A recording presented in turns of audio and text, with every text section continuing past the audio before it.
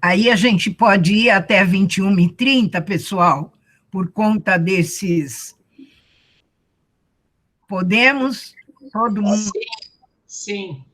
Tá ok. Então, o nosso teto vai ser 21h30, tá bom? Tá certo. Então, vamos lá. Enquanto eu estiver apresentando, eu não consigo ver vocês. Então, se tiver que falar alguma coisa, vocês abram o microfone, por favor. Então, eu vou falar um pouquinho, né? Voltar aqui a questão da minha trajetória, sempre estudando escola pública, sou oriunda de uma família de pais agricultores, depois meu pai se transforma, porque na verdade é uma transformação, né, da agricultura para o campo da indústria, torna-se metalúrgico aqui em São Paulo, em Santo André, numa realidade muito parecida com outros trabalhadores que saíram da área rural para tentar a vida, sobretudo por questões relacionadas ao mercado de trabalho aqui no ABC, né? E, coincidentemente, como muitos outros trabalhadores na área automobilística. Também fiz pós-graduação em Economia Solidária e Educação de Jovens e Adultos e em Gestão Pública na Fundação Getúlio Vargas.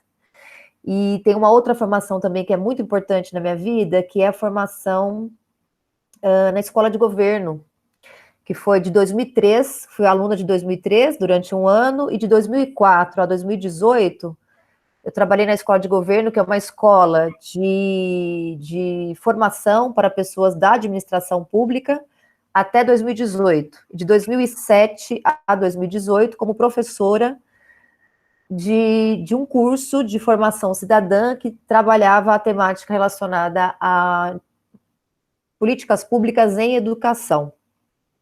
Também tenho uma experiência na África, como formadora de marceneiros, numa perspectiva de educação profissional. Trabalhei durante 6 anos como coordenadora de uma escola de educação profissional em São Bernardo do Campo.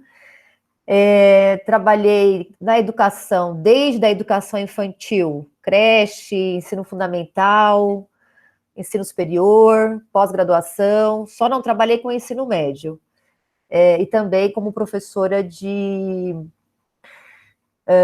educação não formal, né, educadora, vamos dizer assim, aqui em Santo André e por diversos outros espaços. Na educação também trabalhei em funções de gestão, supervisora de ensino, coordenadora pedagógica, em diversos lugares, vamos dizer assim, sempre na escola pública. Então, eu passo a ser uma defensora da escola pública a partir da minha formação como aluna na Fundação Santo André, quando eu começo a compreender a minha história. Porque até então, o meu sonho era ser professora de escola particular, aquelas crianças todas uniformizadas, todas com muita sede de aprender, aquela idealização. E aí, na Fundação Santo André, sendo aluna da professora Sônia Krupa, ela nos ajuda a entender os processos históricos que permeiam a vida da classe trabalhadora. E aí eu passo a entender que havia, então, uma função importante para quem é professor, que é essa defesa da escola pública como um elemento fundamental para a garantia de direito da classe trabalhadora.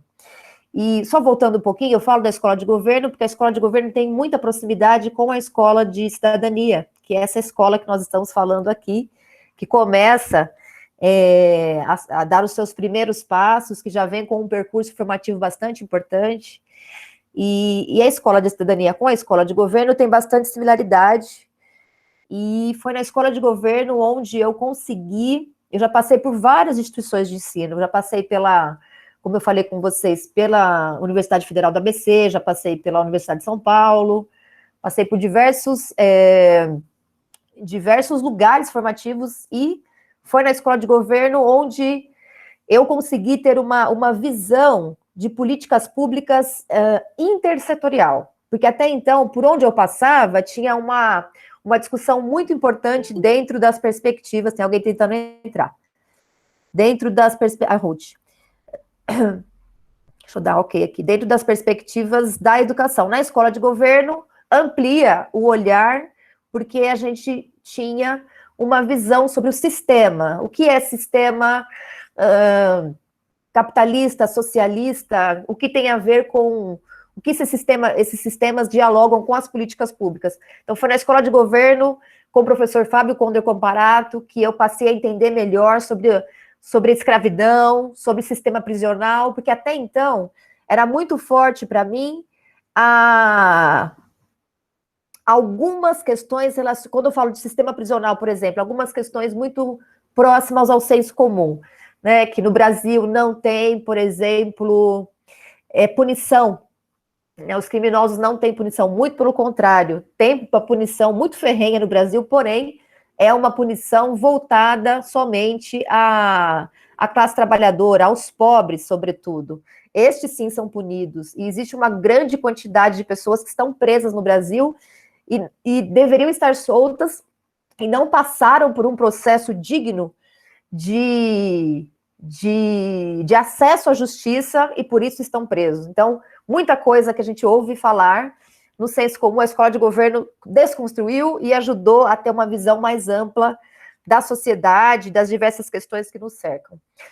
Hoje, nesse pouco tempo que nós temos, eu vou tentar ser o mais breve possível para a gente poder ter um tempo para dialogar, né, naquela relação de pergunta e resposta que também é muito importante, mas nós vamos falar de educação e pandemia, né? Mas antes disso, é importante a gente trazer um contexto um contexto resumido do que significa essa pandemia nessa realidade que nós estamos vivendo agora, né? Então, tem uma questão que é importante, que a pandemia, ela trouxe uma possibilidade para nós de avaliarmos as condições e os rumos das diferentes instituições familiares, das instituições políticas, da escola, e aí a gente vai tendo uma clareza de que a pandemia, ela reforça aquilo que já estava posto, de certa forma, e trouxe responsabilidades sobre o poder político, por exemplo, né? E, por exemplo, o que cabe ao poder legislativo? Nós tivemos, durante a pandemia, a necessidade gritante de votar, por exemplo, o auxílio emergencial de R$600 para a população naquela ocasião. E aí é muito importante destacar isso. Ontem passei pela dentista, ela falou assim, que o ano passado ela teve muito mais atendimento do que esse ano, e uma das questões que viabilizou o atendimento de parte importante dos pacientes era porque eles estavam tendo acesso aos R$600 do auxílio emergencial. Olha que interessante. Sorriso, né? Que é um direito que todos têm que ter, de sorrir com os seus dentes em situação de saúde, passou a ser mais possível com o auxílio emergencial. O que cabe ao Poder Executivo, que, no caso, teve que atender essa necessidade que foi destacada pelo Poder Legislativo? O que cabe ao Poder Judiciário? O que cabe às famílias? O que cabe à escola dentro de uma situação de pandemia? A gente tem... Oi? Sim. Parece que tem pessoas querendo entrar. Tá. Que eu fiquei com a mão aqui achando que... Não, eu não estou vendo. Eu não consigo saber agora. Porque não está aparecendo ninguém aqui querendo entrar. Bom, alguém... Peraí, vamos ver. Alguém sabe como que a gente tem que fazer quando não está o pedido? Vai para frente. O Gilberto falou que tinha umas pessoas aí, mas se não está aparecendo, vai embora. Vamos lá, então. A nossa Constituição e a própria Lei de Diretrizes e Bases da Educação Nacional destaca que é dever do Estado e da família assegurar o direito à educação. E na realidade da pandemia, qual foi o papel do Estado e como que as famílias conseguiram ou não conseguiram lidar com essa demanda, que é uma demanda tão desafiadora, que foi lidar com as crianças em casa, numa perspectiva de ensino remoto, numa outra perspectiva de educação que não estávamos acostumados, que tivemos que nos adequar de uma semana para outra, de um dia para o outro. Então, tudo isso a gente pode ir levando também para a nossa discussão depois. Então, a gente passa por uma discussão que é o que deve ser, o que deve acontecer numa situação de diferença, porque a pandemia trouxe essa situação de diferença. O que é normal na diferença? E aí é importante nós termos atenção na diferença entre a palavra normal e entre a palavra comum.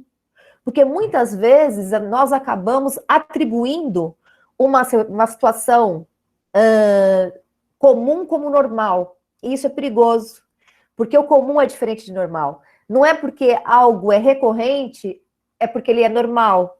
E muitas vezes, quando a gente atribui a algo como, isso é normal, nós estamos naturalizando uma situação que não é normal, mas que é comum porque acontece muito. Por exemplo, nós temos hoje no Brasil, colocando uma situação que acontece muito, muitas situações de feminicídio. Morrem por dia 15 mulheres, uma mulher a cada hora e meia. Então, muitas vezes a gente ouve as pessoas dizerem isso é normal. Então, há uma indicação da normalização dos absurdos, né?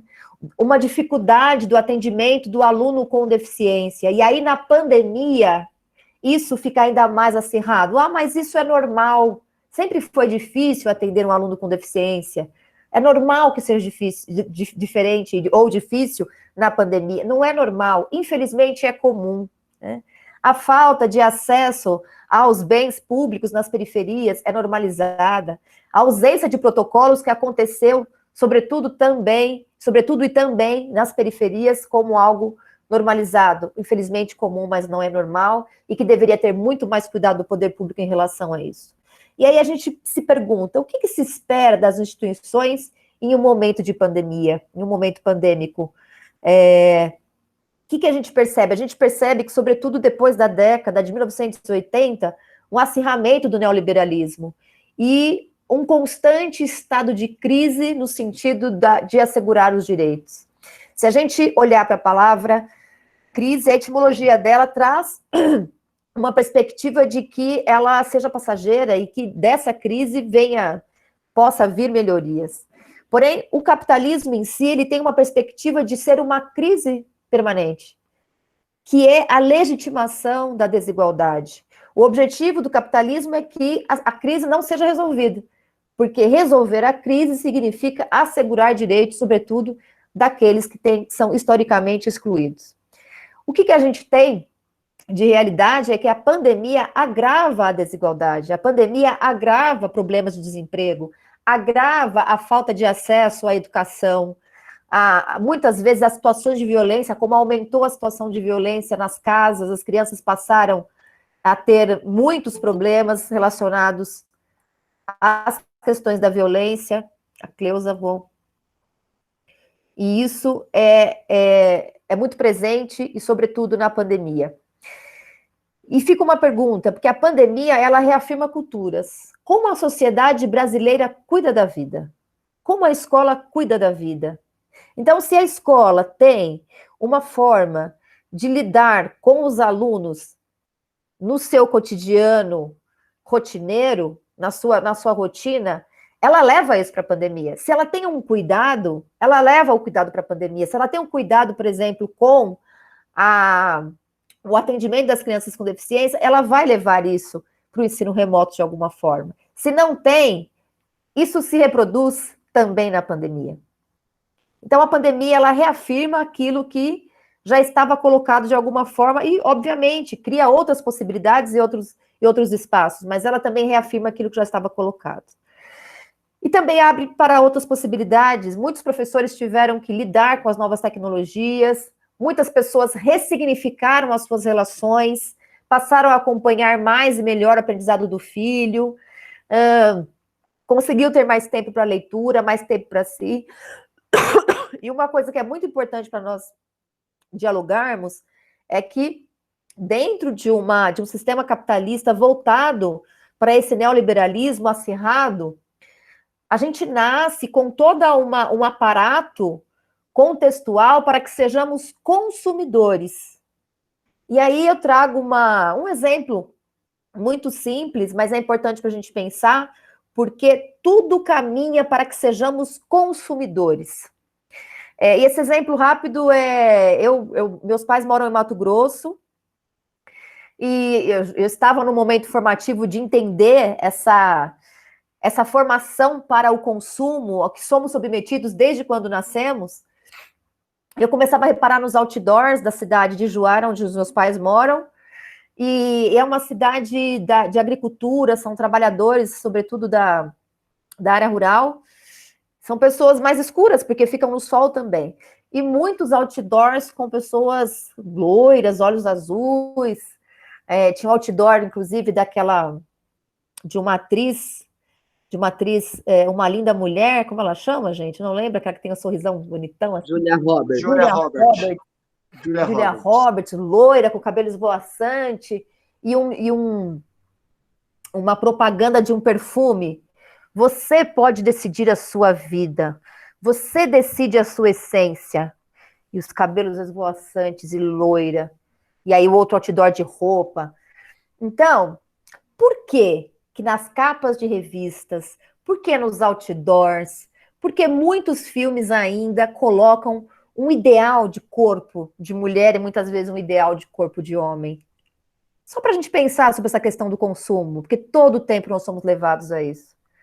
Porque quando você olha para uma mulher com a cintura fina, com os olhos claros e com o cabelo loiro, esvoaçante, todo mundo que não é loiro e tem o cabelo esvoaçante e os olhos claros e a cintura fina, por ver tanto na televisão e nos meios de comunicação esse padrão, e de repente está numa novela, como a gente pode observar sobretudo nas novelas da Globo, né, aquelas mulheres magras, esbeltas, com sua taça, com sua champanhe, aonde? Na piscina, que horas? 3 horas da tarde, aqueles burbulinhos subindo na sua champanhe e toma aquele líquido borbulhante, e aí vem um homem bonito, forte, beija. A gente olha para aquilo e fala, eu quero essa piscina, eu quero esse corpo, eu quero esse olho, eu quero este homem para me ninar. E aí a gente fala, puxa, mas eu não sou assim. Eu não tenho essa cor de pele, eu não tenho esse cabelo, eu não tenho esta cintura de 60 centímetros. E aí a gente quer comprar. Então, o tempo todo existe um aparato de questões que nos dizem que se a gente precisa comprar aquele padrão para ser feliz. E aí, de certa forma, a pandemia, aconteceu uma coisa fantástica na pandemia. Fechou os shoppings. Isso é coisa maravilhosa. Quantos meses ficamos com os shoppings fechados? A pandemia é péssima. Quando eu falo isso, as pessoas falam, e os empregos? Pelo amor de Deus, eu sou totalmente favorável que a classe trabalhadora tenha condição de comprar, mas no sentido do consumismo, né, que seria maravilhoso que essas pessoas pudessem trabalhar em outros campos, mas no sentido do consumismo, foi importante para nos fazer pensar de que talvez, muito talvez, e muito possivelmente não seja tão indispensável assim essa ida inveterada ao shopping. Que, né, existem outras possibilidades da vida que não somente as questões do consumo, né? E aí levou também a discutirmos outras possibilidades e outras alternativas. E é tão interessante porque a pandemia também trouxe uma relação que ela muitas vezes é antagônica. Porque solidarizar com o outro é exatamente nos isolarmos uns dos outros. Ter que reinventar, lidar com afeto. Porque somos pessoas que abraçam umas às outras. O brasileiro faz parte da sua concepção essa relação de afeto. E a gente tem que lidar com essa relação de afeto. E aí eu digo, para uma experiência própria Eu tenho vivido experiências muito interessantes em videochamada, online, pelo meio digital, mesmo porque nós não temos outra alternativa. Eu não tenho dúvida de que a aula presencial ela é maravilhosa, ela não, nada substitui. Mas nós precisamos nos reinventar e precisamos nos reinventar para buscar a humanidade pelo meio digital, porque era o que tínhamos. Não poderíamos perder isso. Porque, por mais que sejamos resistentes à forma digital de lidar com a relação pedagógica com as pessoas, era o que tínhamos. E o que cabia a nós, professores, por exemplo?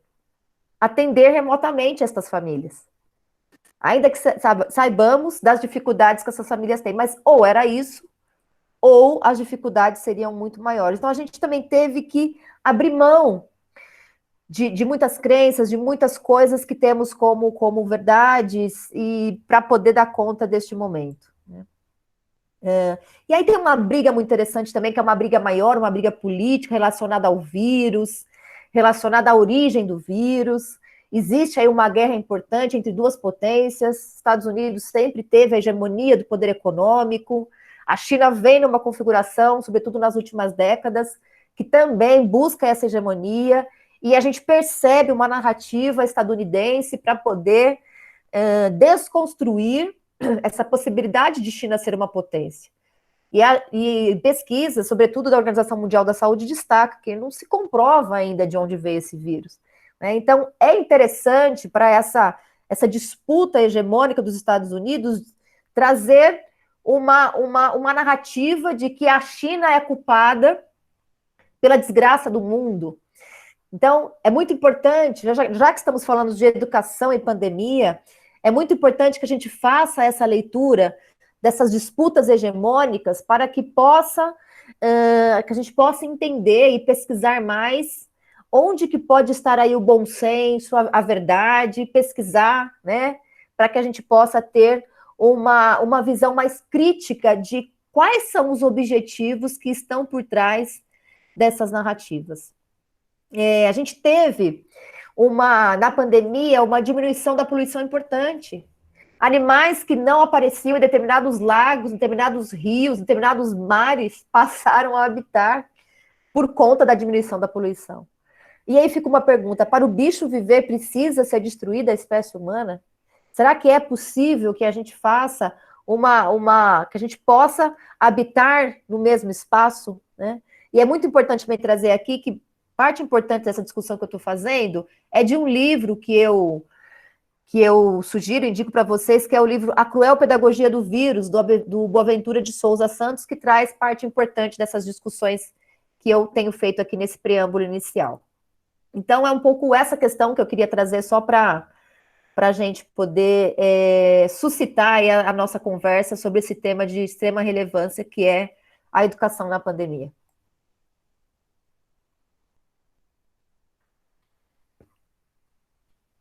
Obrigada, Isabel.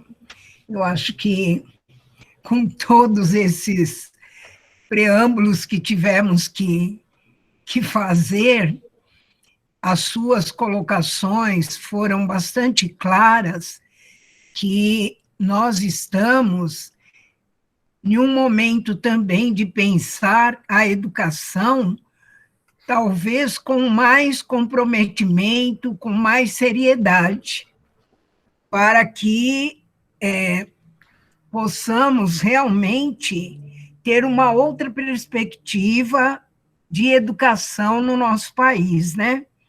E quando você traz, né, a provocação que é normal na diferença, que comum é diferente de normal, e todas essas dificuldades, esses desafios que estamos passando, fica aí, então, a provocação, né? A partir da fala da professora Isabel, como nos sentimos para discutir esta questão? Porque isso provoca uma reação em cada um. Pelo menos eu, a cada palavra que ela ia trazendo para a gente, ia mexendo comigo. Porque a nossa situação educacional, ela está em um momento desafiante, e podemos dizer que é um momento de divisor de águas.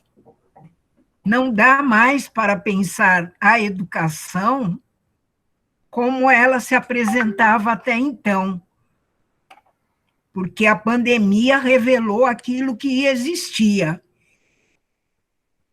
E esta realidade que muitas vezes nós fazíamos de conta que não enxergávamos, mas eu acredito que todos nós víamos e víamos bem,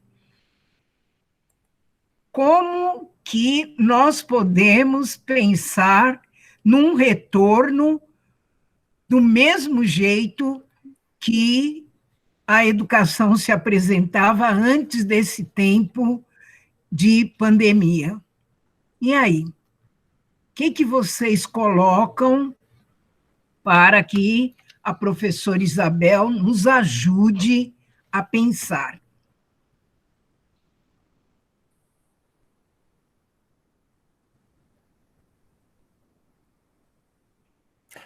Vera, eu posso colocando só uma questão aqui bem rapidinha, voltada à sua pergunta? Sim. Como a gente, né, foi destacando, no momento de pandemia, acirrou, a desigualdade foi colocada ainda mais à prova, ela ficou mais evidente. Nós não tínhamos tanta clareza da dificuldade de acesso das periferias. Havia um senso comum, celular todo mundo tem, todo mundo acessa a internet, 80% das pessoas acessam a internet. Uma coisa é você acessar a internet para ter acesso ao Facebook e ao WhatsApp. Isso não é educação. Isso é comunicação. Isso é entretenimento. É muito diferente de educação.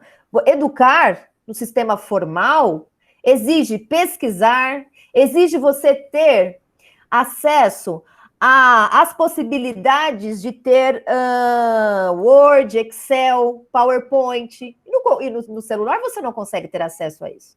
Para o aluno conseguir construir um texto, como que eu vou produzir um texto pelo celular? E essas questões jamais passavam pela nossa cabeça. Porque até então tinha o caderno, tinha ali outras formas de você poder acessar ao conhecimento. Então, coloca a gente em algumas situações de ter que mudar, inclusive, a forma de lidar com os conteúdos. Isso é muito curioso. Porque a escola também tem uma questão de produção de texto e ela teve que se reinventar. Puxa, eu vou ter que dar menos produção de texto. É toda hora pedindo para a criança escrever, né? Dá um livro, forme uma frase sobre isso, escreva um texto. Às vezes a criança não quer nem ler, porque sabe que a leitura vai exigir dela a escrita de um texto. Então, colocou muitas questões à prova, né? E ao mesmo tempo que tem toda uma discussão da educação enquanto serviço essencial, a gente tem que tomar cuidado com isso, porque nós ficamos entre essa cruz e a espada. A gente tem assim, volta a estudar, volta para a escola, mas isso significa morte, isso significa contágio, isso significa que não teve políticas públicas de vacinação a contento para poder imunizar essa população. Poderia ter imunizado mais se tivesse responsabilidade do Poder Executivo. Você quer falar, Vera? Tem alguém querendo entrar. Aqui não está aparecendo. Pode entrar, pode tentar de novo, porque assim que eu ver, todo mundo que eu estou vendo, eu estou aceitando. Você pode falar para a pessoa tentar entrar de novo. Que eu estou atenta aqui às pessoas que querem entrar.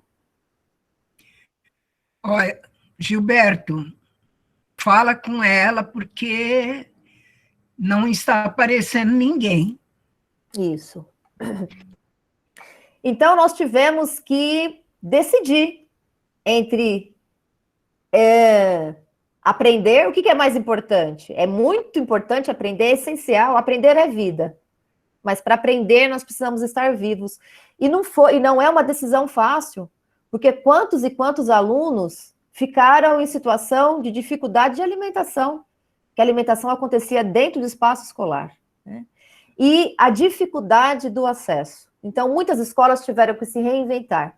Eu trabalho como professora da Fundação, a gente teve que imediatamente passar para o ensino remoto, e trabalho numa escola como coordenadora pedagógica de 1.400 alunos. E aí, nós tivemos que possibilitar apostilas impressas para essas famílias. Então, cerca de 80% a 85% das famílias iam buscar atividades impressas.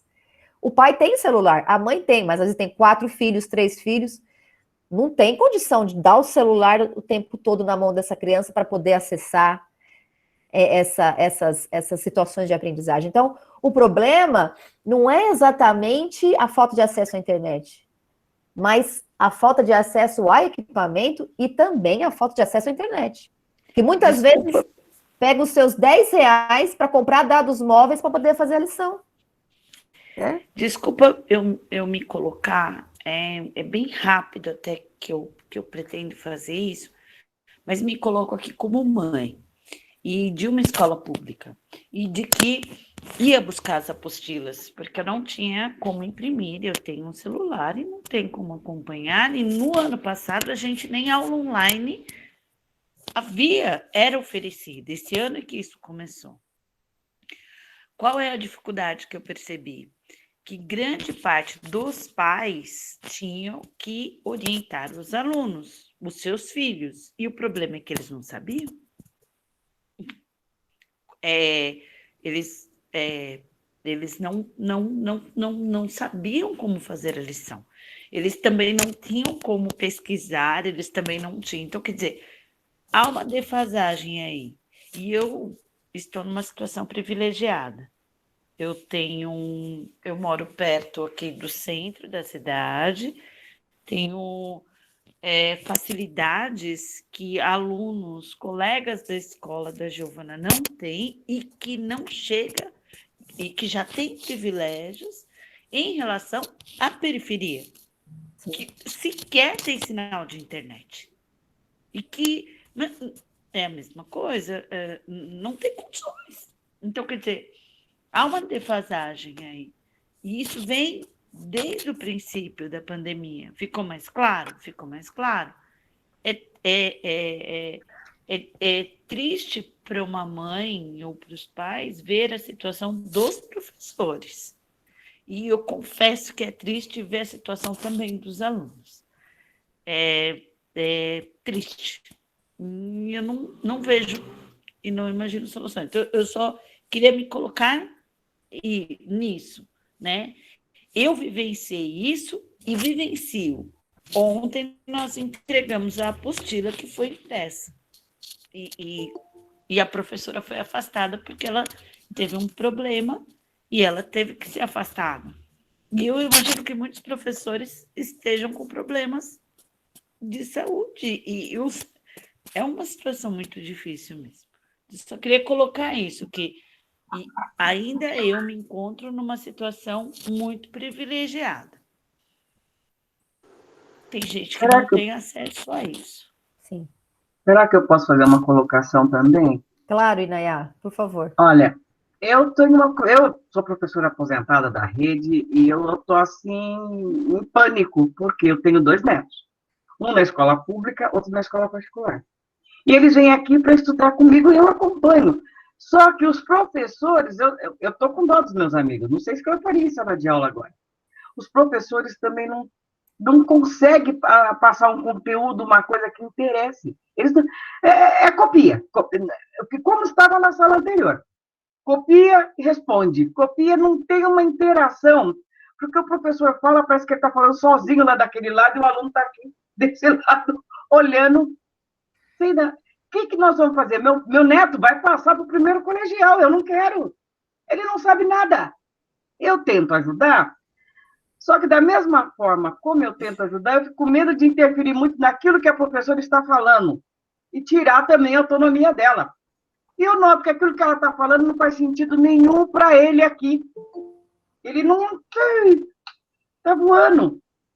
Na sala da minha neta, que é outra conversa, são 11 alunos na escola particular. Os 11 não faz nada. A professora tem que ficar ali, ô, fulano, olha aqui, copiaram. Aí o negócio é copiaram.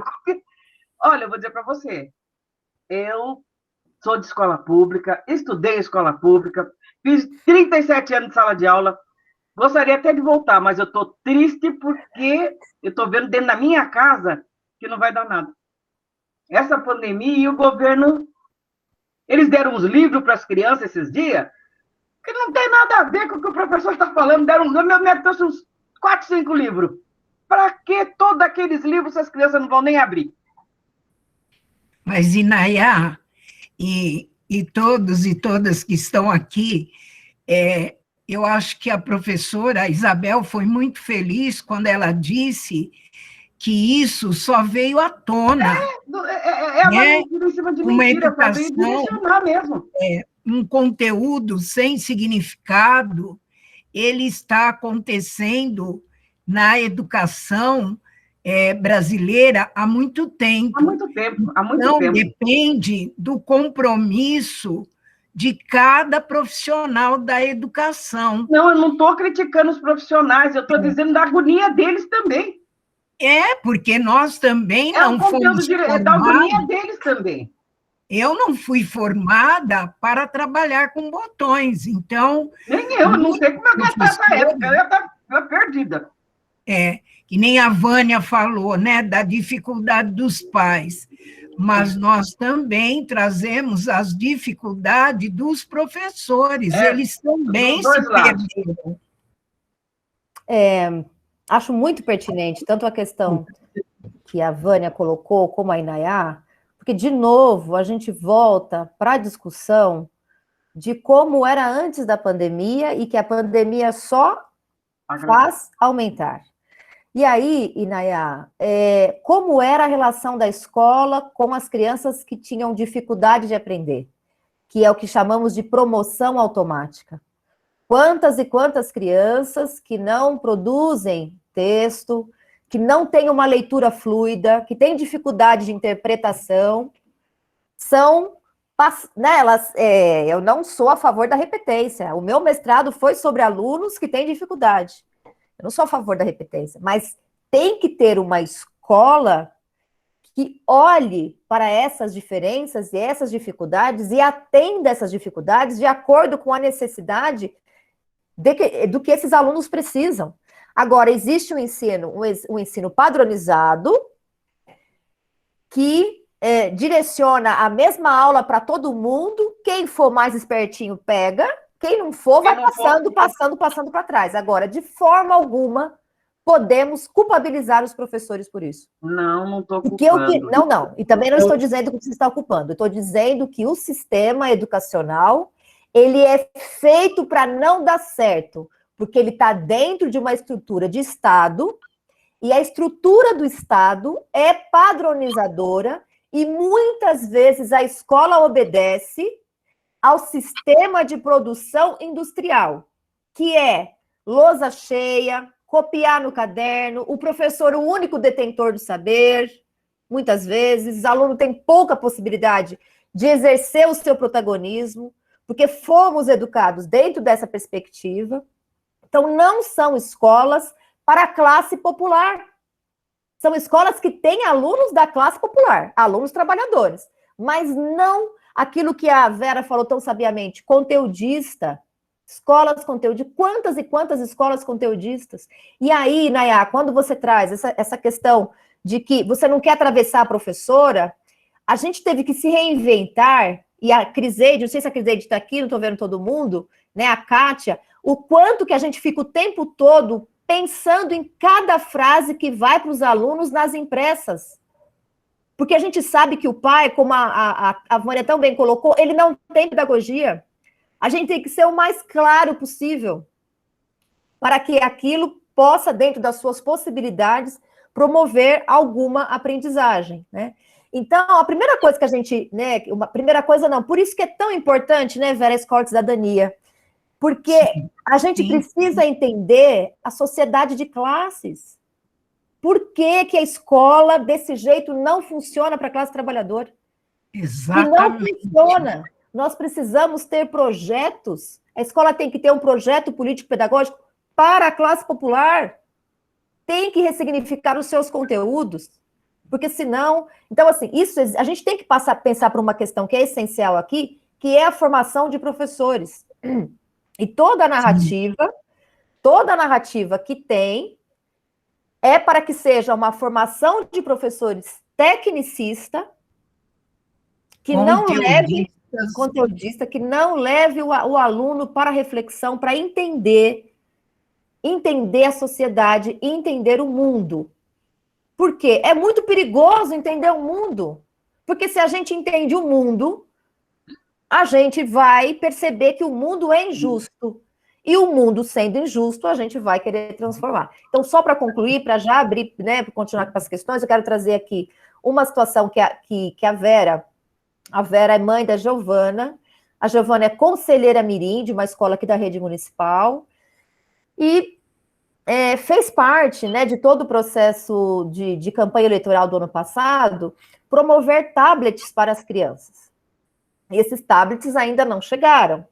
E a Giovana, entendendo o seu lugar de conselheira mirim, perguntou para o prefeito, cadê os tablets? Ela fez isso, né? A mãe tem toda uma indicação já percebi, né, a Vera, conversei um pouco com a Carol, a Vera não, a Vânia, tem essa questão de ensinar os direitos que a classe trabalhadora tem, a importância da voz que a classe trabalhadora tem. E ontem, ou anteontem, acho que foi ontem, na live, o prefeito deu a indicação de que a Giovana estava sendo coagida por vozes partidárias. E o que a gente faz com isso? Porque toda a fala do prefeito é para desmoralizar a luta. A coisa mais bonita é a Giovana perguntando, prefeito, cadê os tablets? Nós não estamos conseguindo fazer as lições, ainda que ela tenha mais estrutura, mas ela percebe que os coleguinhas não estão fazendo, porque tem mais dificuldade ainda. Então, como a gente acolhe? A gente precisa acolher a Giovana. A gente precisa acolher quem está na luta, a gente precisa dar as mãos para essas pessoas, porque senão vão desistir. Então, quando a Vera fala de encaminhamento, a gente tem que se posicionar. E a primeira coisa que a gente precisa fazer é, toda vez que a gente observar uma situação de injustiça social, a gente precisa se posicionar. Tem professores aqui que participam de RPS, de HTPC, e quantos absurdos ouvem e vê. E a gente foi educado, nós fomos educados. A gente não tem que culpabilizar as pessoas. Fomos educados a nos calarmos. E existe só um caminho, gente, para nós que somos classe trabalhadora. É o da luta, não existe outro. Impossível sermos felizes, termos paz, se a gente não travar a luta. A gente tem que travar a luta. Porque a injustiça, ela vem sempre numa perspectiva da necrofilia, que é aquilo que Paulo Freire nos diz. E nos posicionar, colocar para fora, é gritar por desejo de vida. E quando a gente grita por desejo de vida, a gente sente um pouco mais de sensação de justiça, porque a gente está fazendo a nossa parte. Então, assim, né, é uma escola de cidadania, o assunto é educação, mas qual educação? Qual posicionamento? Qual que é o nosso papel? Então, assim, a primeira coisa que eu digo é não se calar. Ai, mas eu não sei falar. Ai, tenho vergonha. Ai, não sei o que vão pensar. Ai, isso. Ai, aquilo. Vou criar caso com a minha CP. Vou criar caso com o meu diretor. Às vezes o professor da escola fala assim, eu não quero passar na frente de vocês. Vocês é o elo entre nós, secretaria. Professor não precisa ficar esperando o diretor, coordenador pedagógico. Tem autonomia, tem autoridade, tem protagonismo para se colocar. E pode dizer assim, não vou usar a minha internet, porque é o poder público. Só para concluir rapidamente. Porque, assim, eu estava conversando com os professores hoje. Não tem problema, eu não teria problema em usar a minha internet se eu soubesse que esse dinheiro economizado iria para o público. Mas o meu dinheiro economizado, ele vai para... O poder público está comprando livros. Não perguntou nem se a gente precisa de tanto livro assim. A escola tem mais livros que a criança. Para quê? Não perguntou se é aquele livro, o que ele vai trazer para a aprendizagem das crianças, e nós, subalternamente, nem questiona. Então, eu vou ficar economizando para encher o bolso do dinheiro do poder econômico, do setor financeiro. Tá entendendo? A gente precisa aprender a questionar o poder público. E aí existem diversos mecanismos para incriminar. Não podemos temer, não podemos ficar temerosos. E tem muito mais coisa para falar sobre isso, que são alternativas que aconteceu aqui em Santo André. Mas eu termino falando sobre isso porque é uma esperança a partir de um projeto de lei que foi da Lei da Mordaça. Mas aí é preciso vocês falarem também, senão só eu fico falando. E vamos lá. Eu queria pedir se o Marcos não quer ler o que ele escreveu aqui no chat. Marcos, a gente quer ouvir a sua voz, por favor. Tá bom, muito obrigado. Não, o que eu escrevi aqui foram duas questões muito interessantes para nós, né? A primeira que nós ainda temos esse duelo entre como diria, giz, quadro de lousa e caderno versus computador, aplicativos e os novos formatos de mídia, né? Para o aluno. Mas também temos uma outra questão que há uma pergunta no ar que aparece sempre. As gerações anteriores foram preparadas para produzir, né? Para estar na máquina, para estar no campo, produzindo. E a nova geração? Qual a direção a seguir, já que tudo está sendo automatizado, né? Então, essa pergunta, porque... E também essa sobrecarga ao aluno, para que ele saiu do estágio de lousa e caderno e foi para o computador. Nisso, acarretou um outro probleminha, uma outra situação. Está sobrando tempo. Como nós vamos trabalhar o tempo também? Só isso.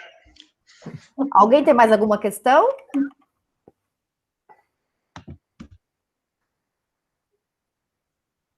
Eu tenho, professora. É a Cláudia, eu sou psicopedagoga, professora de reforço, né? Eu trabalho no SEDECA, na ONG, e eu estou me formando, né, em neuropsicopedagogia clínica.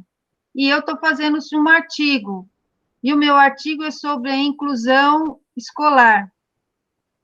Aí eu sempre trabalhei na aula de reforço com essa parte da inclusão e com o reforço. Eu fui atrás dessa lei, porque eu digo que a criança ela não passa de ano, ela é chutada de série para série. Então, eu fui atrás dessa lei, e realmente essa lei existe, é a lei 9.394/96, que proíbe a reprovação em sala de alfabetização. O nosso Ministério da Educação, ele vê o Fundamental 1 e o Fundamental 2, ele não vê como área de alfabetização. Ele vê apenas como uma escola que você tem que aprender. Se você não aprender, paciência. Então, quando você vai para o ensino médio, a maioria procura, às vezes, um técnico, ou não. Como falou a Inayá a respeito do neto dela, que está indo para o ensino médio, e não tem nenhuma noção do que seja o ensino médio, né? Então, eu fiquei realmente revoltada, porque na hora que eu estou fazendo esse artigo, eu fui atrás dessa lei, porque eu sempre falei que a criança não passa, ela é chutada.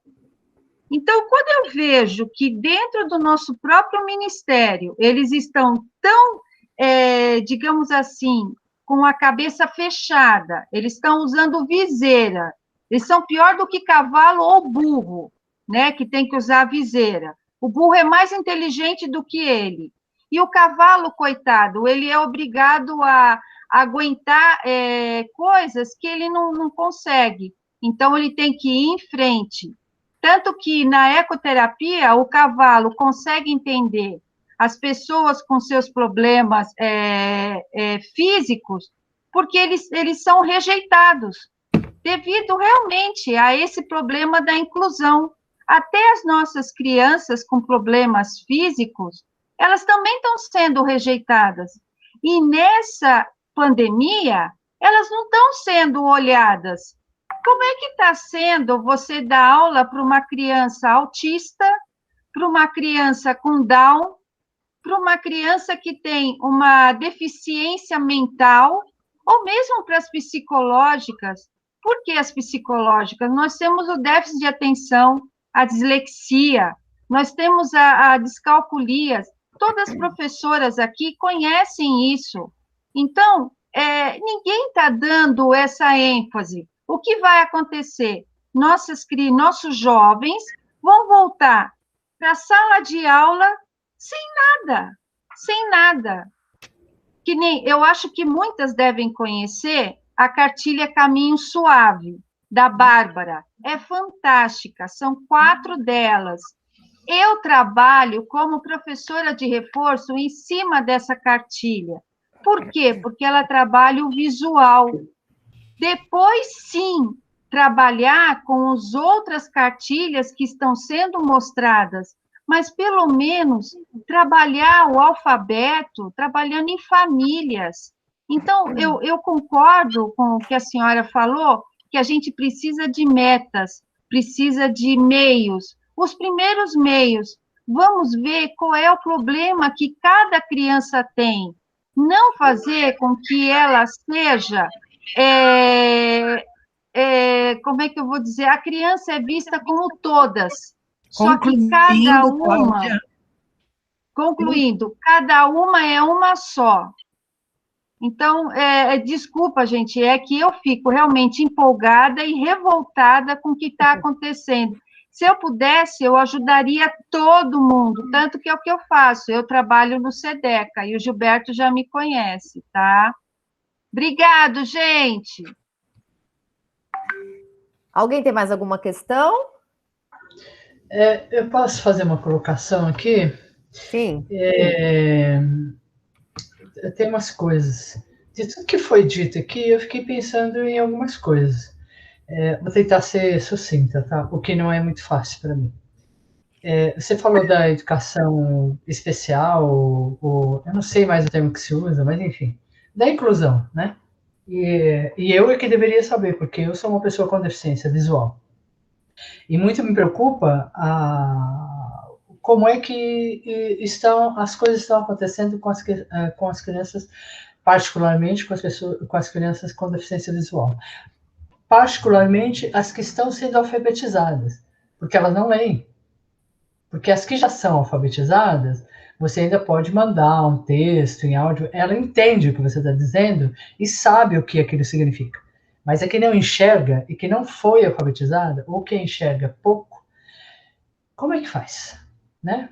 E isso eu estou falando a partir não do meu olhar, do olhar dos meus netos, que estão na fase de alfabetização e que estão até se saindo bem por conta da escola onde eles estão.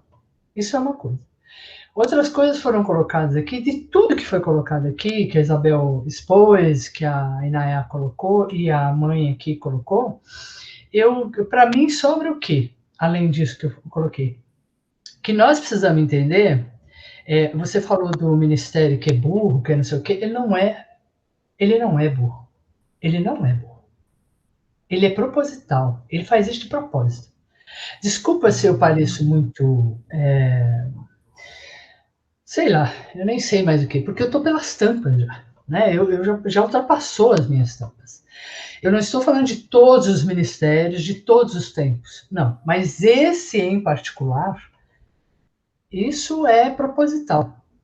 E a gente precisa, na minha opinião, perceber o que está nos levando ao que ao que a Isabel e ao que foi colocado aqui. O que está levando? Qual é o propósito disso? Por que nós estamos nesse ponto? Por que nós chegamos aqui?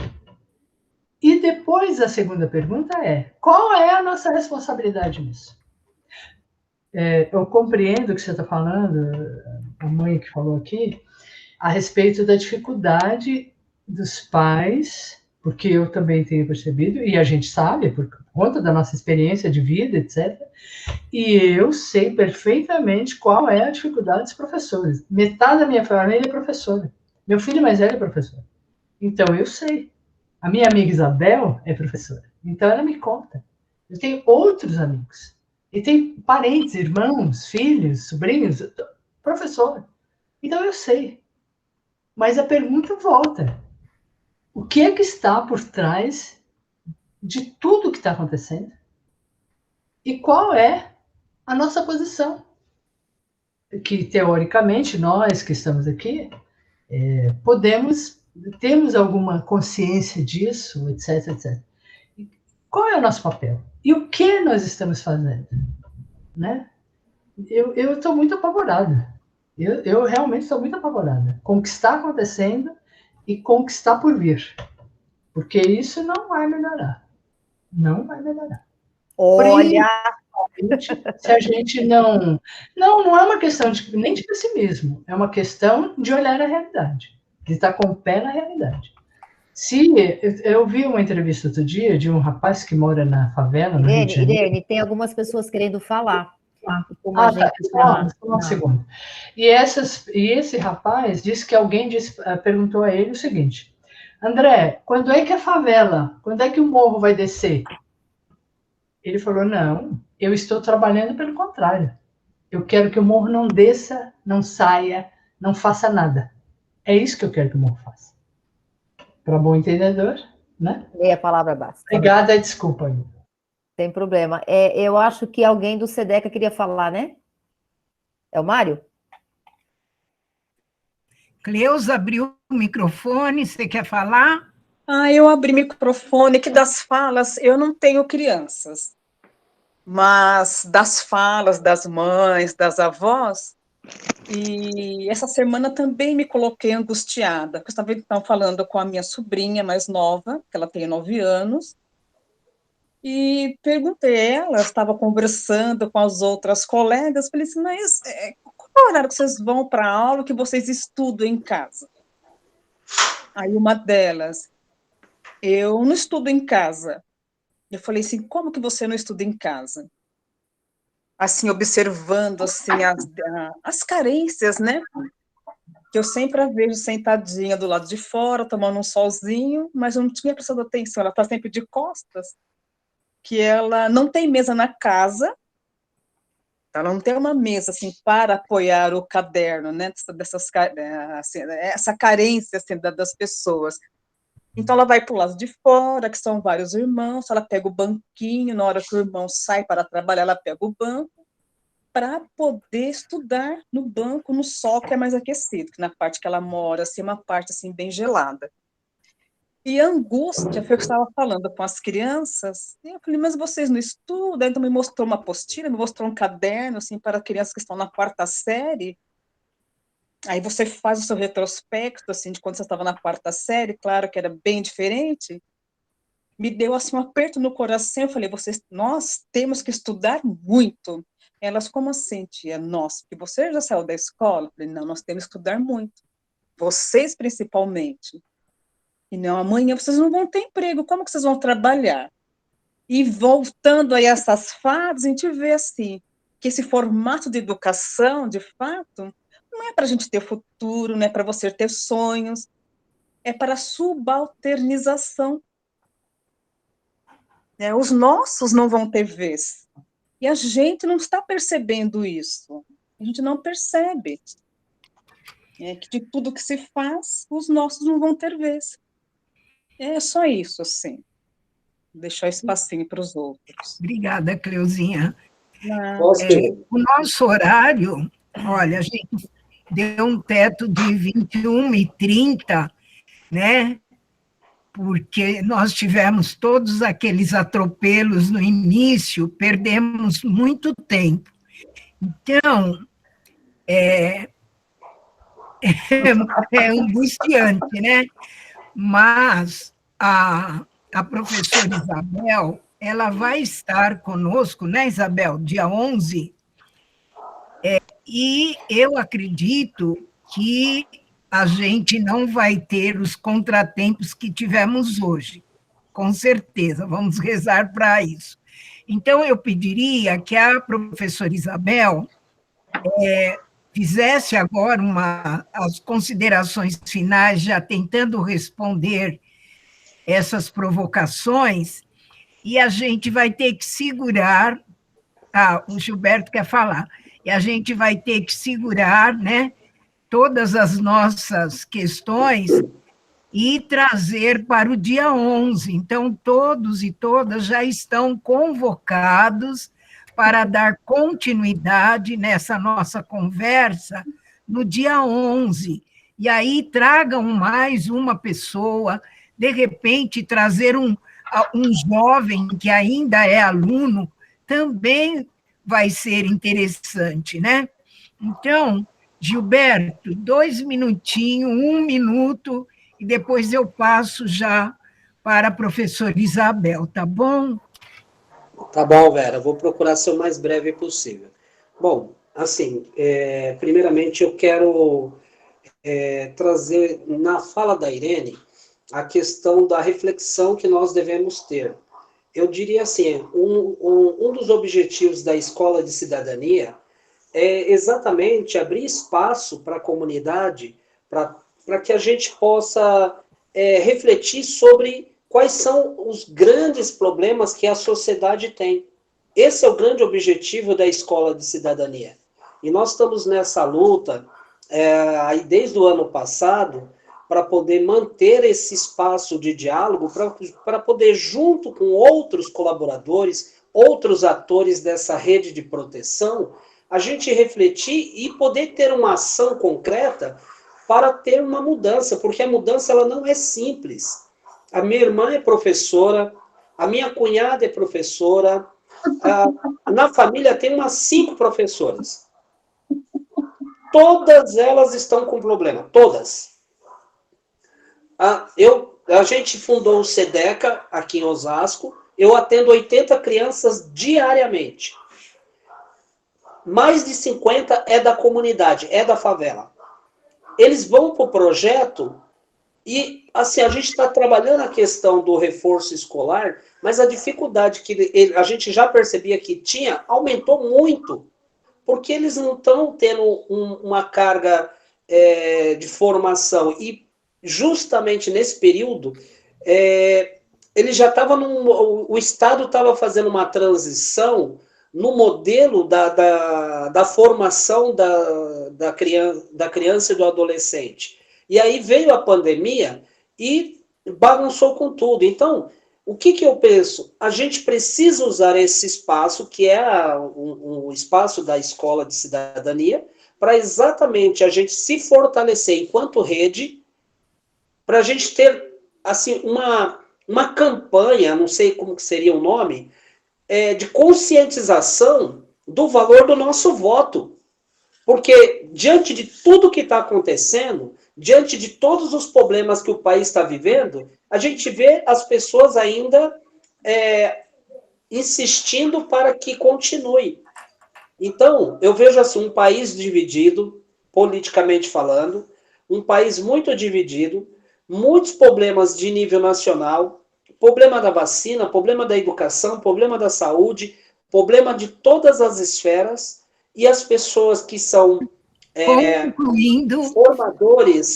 formadores de opinião se sentindo engessados, fracos, sem condições de mudar a realidade.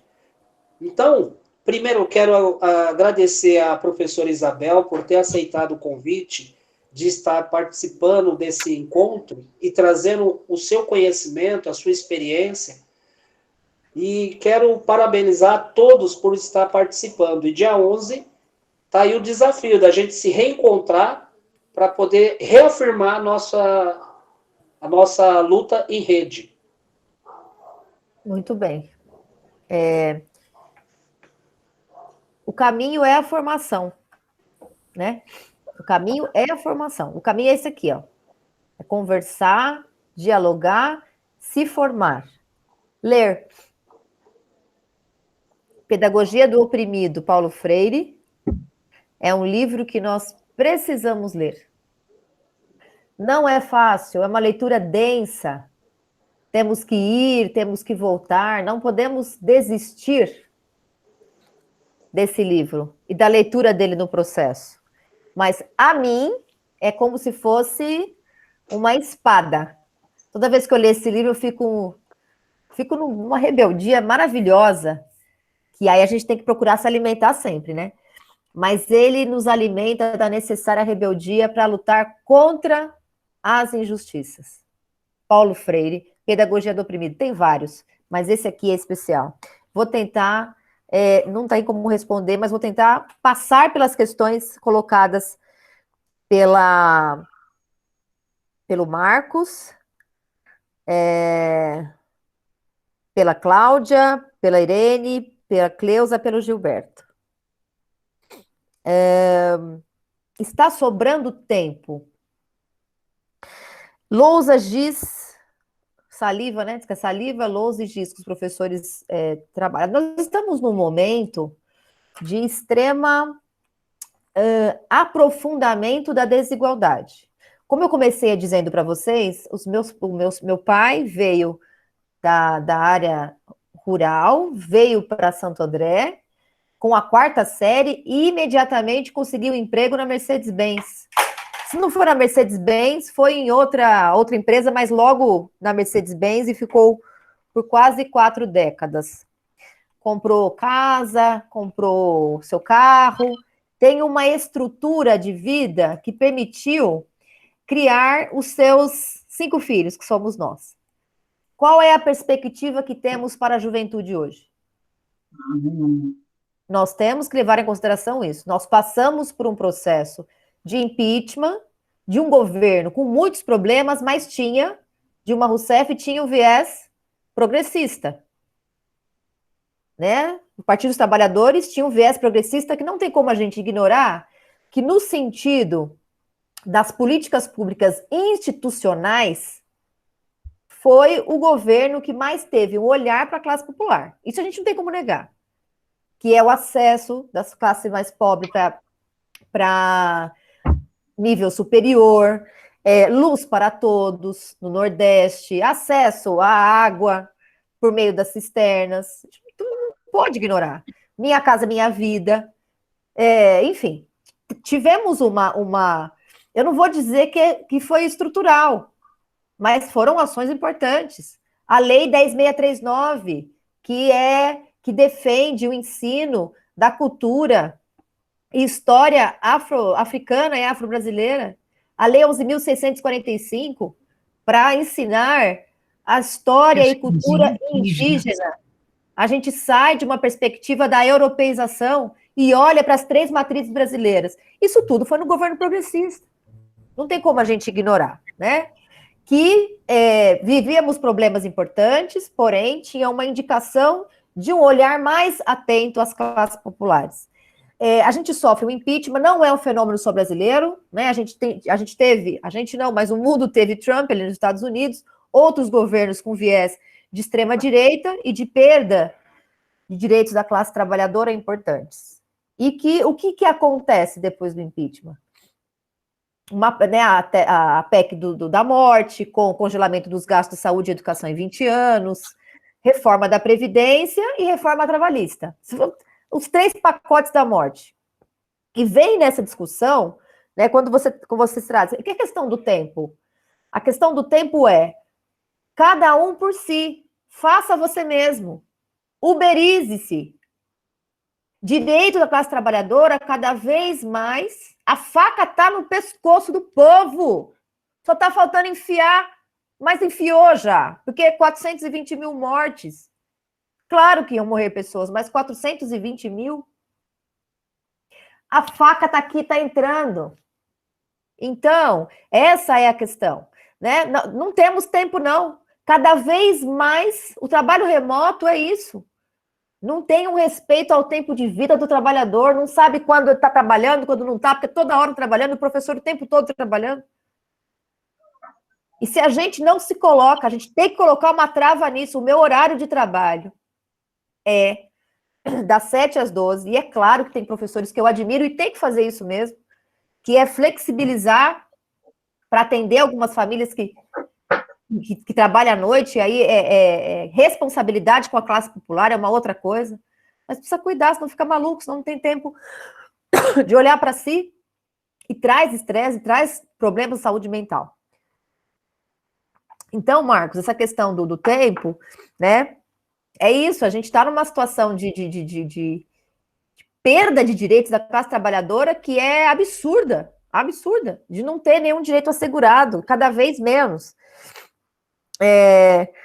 Cláudia, nessa questão da inclusão que você colocou, não vai dar para falar muito, mas assim, só vou trazer um exemplo de uma aluna aqui da rede municipal que tem os 2 pais cegos, ela é evidente, pai e mãe cego.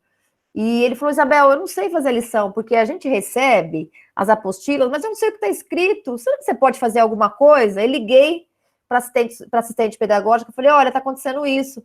Eles não estão conseguindo fazer. Tem como ver uma forma de fazer uma aula síncrona? A gente não tem aula síncrona na educação infantil, né? Então, cadê o cuidado? Cadê o cuidado? Cuidado com a vida? Não vai ficar assim, a gente vai atrás desse problema aí, logo, logo. Irene, por que chegamos a esse ponto? Chegamos a esse ponto também por um problema de educação não crítica, de problema de falta de formação, de problema de falta de coragem. Por isso que eu dou todo o apoio para a escola de cidadania, e nós temos que ter toda essa possibilidade de continuar com essas propostas formativas, que é um dos caminhos, né? A Cleusa também traz a discussão de crianças que não têm casa, não têm mesa. É o problema da desigualdade social, gente. Nós estamos numa fase que está muito acirrada. E mais acirrada ainda do que 2 décadas, do que uma década atrás, né? E aí, quando o Gilberto traz, né, abrir espaço para a comunidade, construir junto, é o grande caminho. É o grande caminho a construir junto. Democracia não é balela. Democracia é o único caminho. É o único caminho possível. Pula, feito uma batata. Simone não sabe, deixa eu desativar o som dela. Então, os processos democráticos por quais passei, eu fui candidata a vereadora aqui na minha cidade de Santo André. E quem coordenava a campanha, ordenava eram 2 jovens, Thaísa, com 17 anos, acho que não está aqui mais, e o Maico, 2 jovens periféricos. E era muito difícil para mim, muito difícil, doutoranda da USP, né? Me colocar no lugar de ordenar porque nós fomos educados a sermos autoritários. E todo momento eu tinha que ficar me revendo para construir junto. E conseguimos quase 2.000 votos. E não precisou comprar nenhum. Foi uma campanha formativa, uma campanha que as pessoas entravam porque tinha proposta, alegre. E aí, nós somos mulheres e somos educadas a nos calar, a gente vai lá no parque, sobe no caminhão, e tinha naquela ocasião várias pessoas da oposição, acho que Cidadania, ou DEM, não me lembro, xingando os psolistas de vagabundos. Aí a gente tem que pegar o microfone e falar o que é a ação deles para com uma mulher candidata, o quanto que aquilo é opressivo, violento. Você tem que, né, nós somos educados a nos calar. Uma situação de candidatura nos coloca numa situação de ter que falar. Ter que se posicionar. E aí a gente vai, a coragem vem. A gente tem medo? Vai com medo mesmo. Só não deixa de ir, como diz Clarice Lispector. A gente só não pode parar. mas a gente tem que buscar o tempo todo formas de superar a opressão que nos é imposta. Nós fomos criados dentro da perspectiva do medo, medo de se colocar, medo de pensar, medo de transformar, mas não tem muito jeito, né? A gente precisa se posicionar, porque estamos falando de educação. É um pouco isso, Vera, acho que não tem muito como... Não deu para aprofundar, mas a gente aprofunda no dia 11, melhor. Muito obrigada, Isabel. Muito obrigada a cada uma. A gente não vai tecer muitos comentários pelo adiantado da hora, e a gente vai fazer um combinado de, no dia 11, a gente tentar entrar, né, às 19h30, para que a gente possa aproveitar o máximo, né, toda essa fala da professora Isabel e as partilhas, porque com a fala de cada um, a gente se enriquece. Então, essa troca, né, a dialética, é que nos impulsiona. E a professora falou uma frase que me tocou profundamente, porque eu penso que em quase 32 anos de magistério, né, de creche ao ensino superior, eu tive isso como um salmo ou como um farol, como a escola cuida da vida.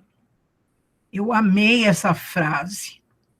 Então, a gente tem que terminar pensando em coisas boas. Vamos esperançar. E com o povo negro, a gente fala, vamos aquilombar. E que esse espaço seja um espaço de resistência, como foram e continuam sendo os quilombos.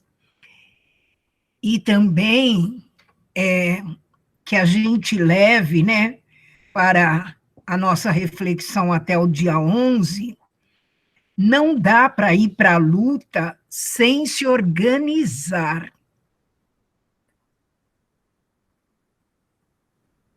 E a escola de cidadania é um espaço para que a gente aprenda a pensar juntos, a pensar em mutirão.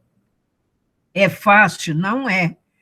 Cada uma vem de uma realidade.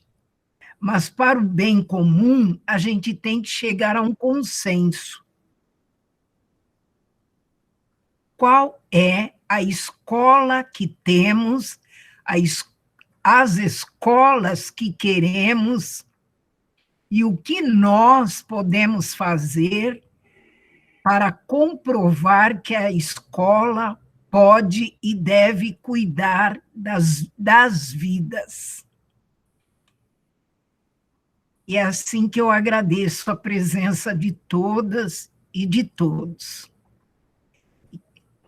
Se alguém tem uma palavra de boa noite, para que a gente, então, possa estar fechando.